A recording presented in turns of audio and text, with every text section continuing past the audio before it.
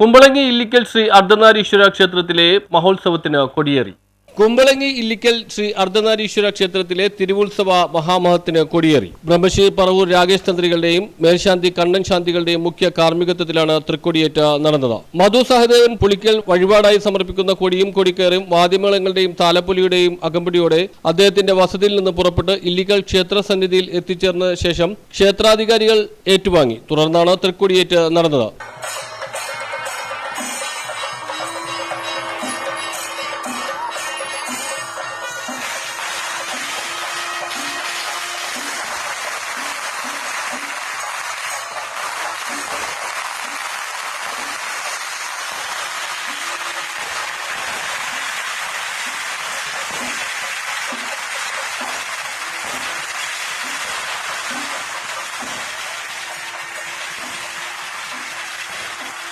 തൃക്കൊടിയേറ്റ് ദിവസം ഉച്ചയ്ക്ക് കൊടിയേറ്റ് സദ്യ നടന്നു. തുടർന്ന് രാത്രി തിരുവാതിരയും കഥാപ്രസംഗവും അരങ്ങേറി. ചടങ്ങുകൾക്ക് ക്ഷേത്രം ഭാരവാഹികളായ president KM Prathapan, secretary TS Sasikumar, Devaswom manager NR Uthaman Santhi, finance committee convener Sibu Sivan, ക്ഷേമനിധി ബോർഡ് ചെയർമാൻ TP സുഭാഷ് എന്നിവർ നേതൃത്വം നൽകി. നിരവധി ഭക്തജനങ്ങളുടെ സാന്നിധ്യത്തിലാണ് തൃക്കൊടിയേറ്റ് ചടങ്ങ് നടന്നത്. News bureau, Kumbalangi.